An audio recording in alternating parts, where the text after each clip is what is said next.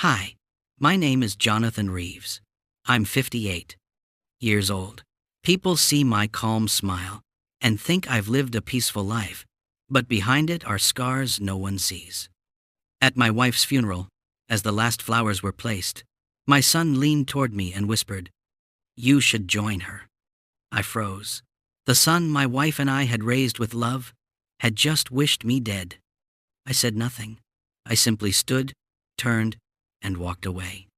30 minutes later, my phone started ringing. Once, twice, 10 times, then 58.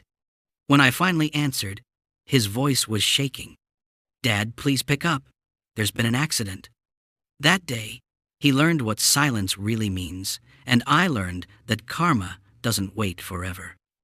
Before we continue, don't forget to tell me in the comments where you're watching from. Don't forget to like this video and subscribe, because the next story I share will remind you sometimes the quietest hearts carry the loudest lessons.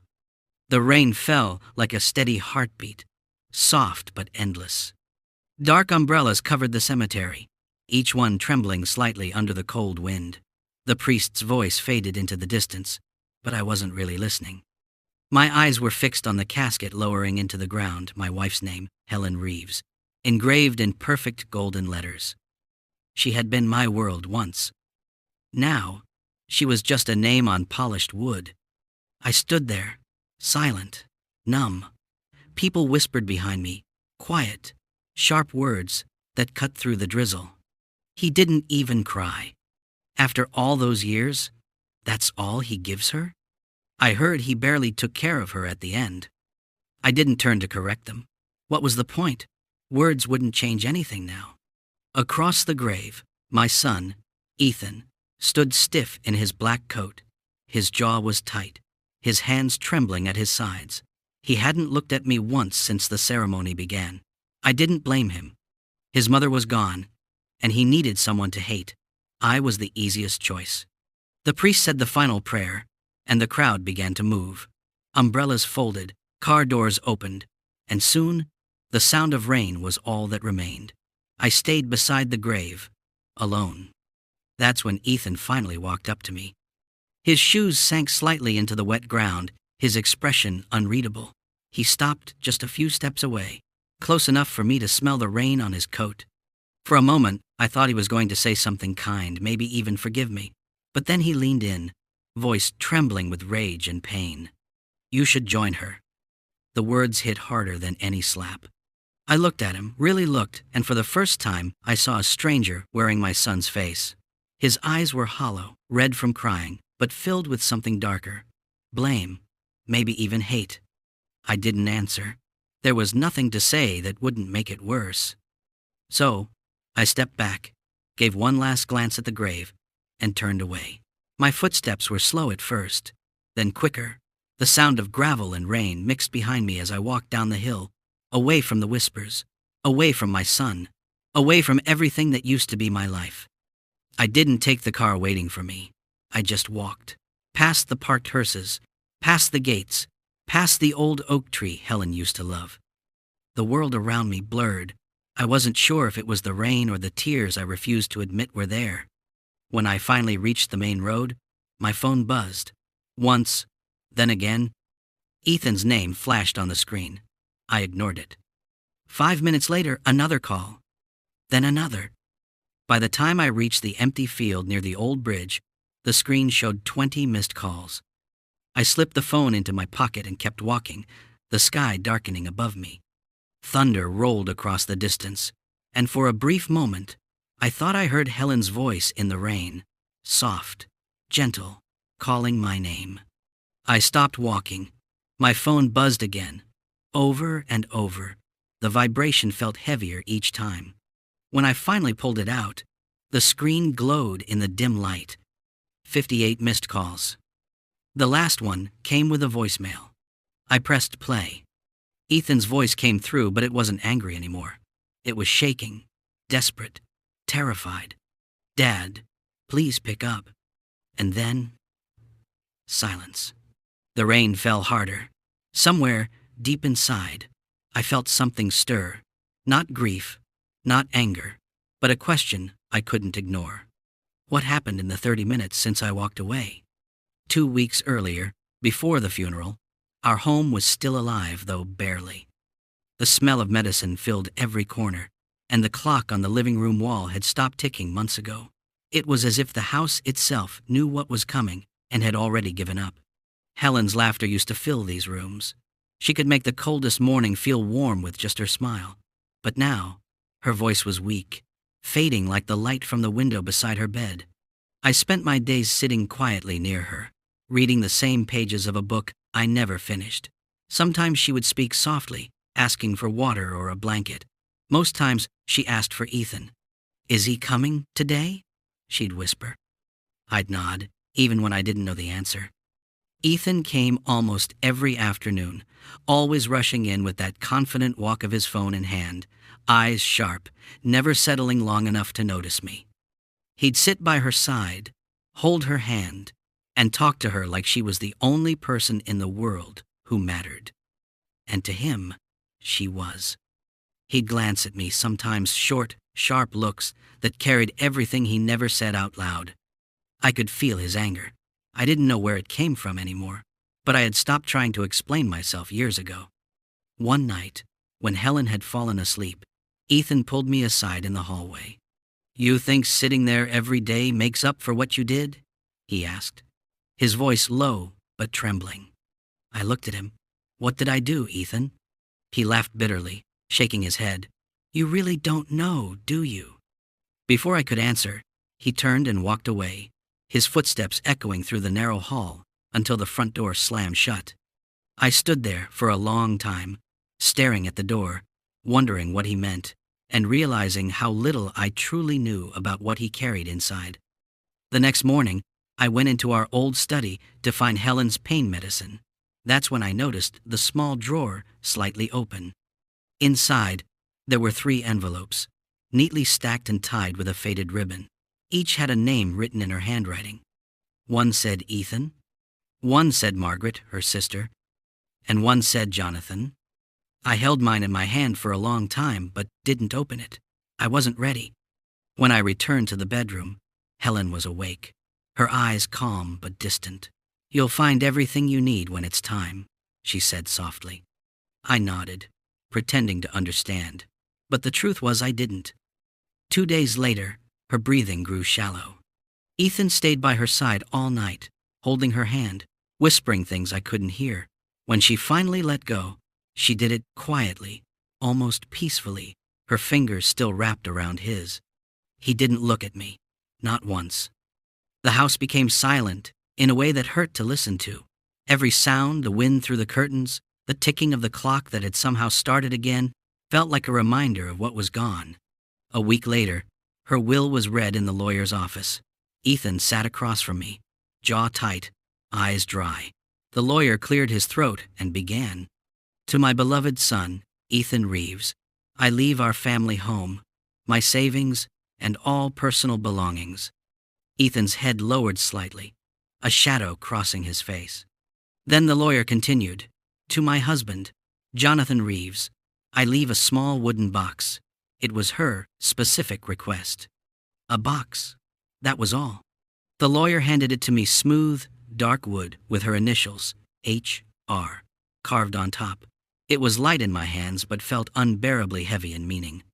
Ethan stood up without a word and left the room. That night, I placed the box on the table beside her photograph. I didn't open it. Not yet. I sat there in silence until morning, watching the first light touch her smile in the picture frame. The next day would be the funeral. And everything after that would never be the same. The day after the funeral, the house felt emptier than ever. Helen's favorite perfume still lingered faintly in the air, that soft lavender scent that used to fill our room every morning. Now it only reminded me that she would never walk through that door again. The wooden box sat on the table where I'd left it. I'd ignored it for days, afraid of what might be inside. But after Ethan's message, his trembling voice whispering, "Dad, please pick up," I couldn't ignore it any longer. I sat down, running my fingers over the smooth surface. Her initials, H.R., were carved with care. I took a deep breath and opened it. Inside was a folded letter, and a small silver key. No jewelry, no keepsakes, just paper and metal, yet somehow it felt heavier than anything I'd ever held. I unfolded the letter slowly. The handwriting was hers, neat and gentle, just as I remembered. Is greater than my dear Jonathan. If you're reading this, it means I'm gone. And I know you're probably angry, maybe confused, but I need you to understand something before you decide what comes next. I never stopped loving you, not for a single day. But there are things I kept from you, things I thought I could carry to my grave. I was wrong. You deserve the truth, even if it hurts. You once asked me why I was so afraid to tell Ethan certain stories about when we met. It wasn't because I didn't remember. It was because some memories were built on mistakes. Mistakes I feared would destroy everything if spoken aloud. The next line ended mid-sentence, torn at the edge.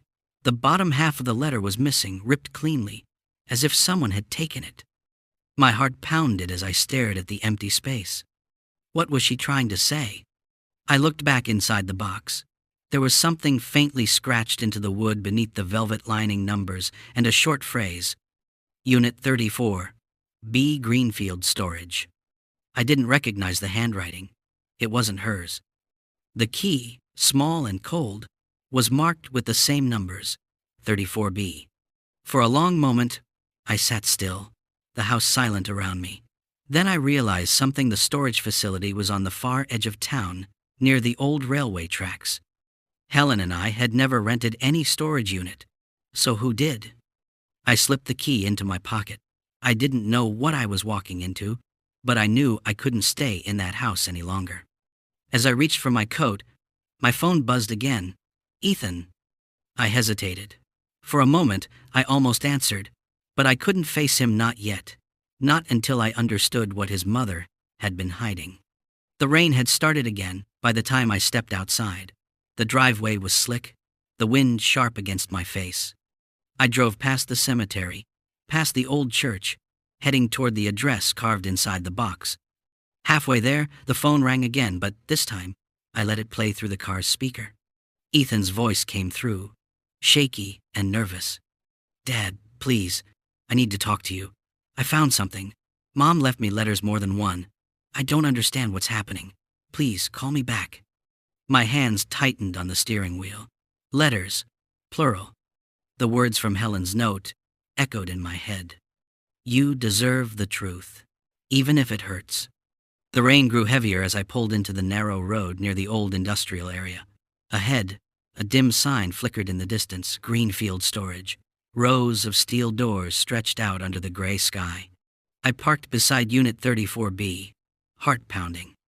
The silver key trembled slightly in my hand as I slid it into the lock.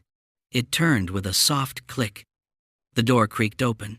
Cold air brushed past me, carrying the faint scent of dust and something older, something forgotten. Inside were boxes, photo albums, and a sealed envelope on top of an old trunk. The handwriting on it stopped me cold. It wasn't Helen's. It was Dr. Lewis Carter's, our family doctor. And on the front, written clearly in ink, were 5 words that made my blood run cold. For when he's ready, Jr. I stood there in silence, the rain beating harder outside, realizing that my wife's secrets were just beginning to unfold. The storage unit smelled of dust and paper, like a library that hadn't been touched in years. I stepped inside slowly, the door creaking shut behind me. A single light bulb hung from the ceiling, its glow weak and yellow, throwing long shadows across the stacked boxes. The envelope from Dr. Lewis Carter lay on the trunk where I had found it. My hands trembled slightly as I tore it open. Inside were several folded letters, dated from years ago. Some were written by Helen, others by Dr. Carter himself. The first one began simply, Is greater than Lewis. Thank you for keeping my secret. You've done more for me than you'll ever know. Please destroy the old records. Jonathan must never see them. Ethan deserves a clean life, free from my mistakes. I froze. Records? The next letter was from Dr. Carter, written in a tone that was almost pleading. Is greater than Helen. I understand your fear, but you can't bury the truth forever. If Jonathan ever learns the truth from someone else, it will destroy him. He deserves to know Ethan isn't his biological son, and that you did what you thought was right to protect everyone involved. I stopped reading. The air seemed to vanish from the room. My fingers loosened, and the paper drifted from my hand to the floor. The words burned into my mind. Ethan isn't his biological son. For a long moment, I just stood there. No tears, no words, just silence. It felt like the walls were closing in, the air heavy with years of lies I had never suspected. I remembered the way Helen used to look at Ethan, the tenderness, the quiet pride. I had always thought it was a mother's love, but now, maybe it was also guilt. I sat down on the cold floor, staring at the pile of letters. The truth had a strange way of rearranging everything you believed in. Every memory suddenly looked different, every laugh, every fight, every silent night. I read another note, written years later. The ink faded. Is greater than Lewis. He still doesn't know. I've thought about telling him, but every time I see them together, I lose the courage. Jonathan has been more of a father than anyone could ever be. Ethan would never understand that love isn't only made by blood. Please, keep this secret until I'm gone. By the time I finished reading, my chest felt hollow. So it was true. For 30 years, I had raised a son who wasn't mine, and the woman I loved had carried that secret to her grave. But the strange thing was, anger didn't come. Not yet. Instead, there was a deep, quiet ache, the kind that sits in your bones and makes it hard to breathe. As I gathered the letters, I noticed one last folded page stuck under the lid of the trunk. It was Helen's handwriting again. The ink was shaky, as if written in her final days. Is greater than Jonathan. If you ever find this, please don't blame Ethan. He doesn't know. I made sure of that. I did it to protect him, not to hurt you. You were his father, in every way that mattered, even if the world might say otherwise. Forgive me, and forgive him before he learns what I've hidden, because once he knows, it will break him. I read that last line 3 times. Forgive him before he knows. My phone began to vibrate again. I looked down. It was Ethan. The name glowed bright against the dim light. This time, I didn't ignore it. I pressed play on the new voicemail. His voice was barely holding together. Dad, I found Mom's letters. All of them. I know now. I know everything. Please, just pick up. I'm sorry for what I said. I didn't know. Please come home. His words broke off into silence. I sat there, still holding the phone, the sound of rain echoing faintly outside the thin metal walls. Helen's final request echoed in my head like a prayer I didn't know how to say. Forgive him before he knows. But now he knew. I rose slowly, gathered the letters, and slipped them into my coat. It was time to go home. The drive back felt endless. The rain turned into a storm, lightning flashing across the windshield. My hands gripped the steering wheel tightly. My mind, a storm of memories. Ethan as a boy, his first bicycle, his first heartbreak, the way he smiled when he graduated. Blood or not, he was my son. As I turned onto our old street, I saw the house standing there, dimly lit, curtains swaying through the window. Something felt off, a strange stillness, like the air before a lightning strike. My phone buzzed one last time. Another message. Same voice, weaker now, trembling. Dad, please, I didn't mean it. I just need you here. Please. I pressed harder on the accelerator. Whatever came next, I knew this night would change everything again. The storm raged harder as I turned into our street. The wind howled between the trees, throwing branches across the road. My headlights caught the outline of the same house where Helen's laughter once filled the air, now standing dark and quiet, except for the faint light flickering through the living room window. I parked crookedly in the driveway and ran toward the front door. It was wide open, rain soaking the welcome mat. My heart pounded as I stepped inside. The air was thick, too still. The smell of wet wood and something faintly metallic lingered in the room. Ethan, I called. No answer. The living room looked untouched, except for one thing. The photograph of Helen that usually hung on the wall was now lying flat on the table. Beside it sat her wedding ring and a folded letter, weighed down by a small handgun. For a moment, I couldn't move, my eyes locked on the gun, the black metal glistening under the lamp's trembling light. "Ethan!" I shouted again, louder this time. From upstairs came a faint sound, a floorboard creaking. I climbed the staircase slowly, each step echoing louder than the storm outside. My mind was racing, replaying every voicemail, every word Helen had written. Forgive him before he knows. When I reached the top, I saw the light from Ethan's old bedroom spilling into the hallway. The door was half open. He was sitting on the edge of the bed, hunched forward, his head in his hands. The letters from Helen were scattered across the floor. Some were wet, maybe from the rain, maybe from tears. When he heard me, he lifted his head. His eyes were red and swollen. "Dad," his voice cracked. "I didn't know. I swear I didn't." I stood there in the doorway, unable to speak. The gun was on the bed beside him. He saw where I was looking and shook his head quickly. "I wasn't going to. I didn't know what else to do." I took a step closer, then another. My hands trembled, but my voice came out calm. "Ethan, listen to me. None of this changes who you are. You're my son." He let out a broken laugh. "I'm not. Not really.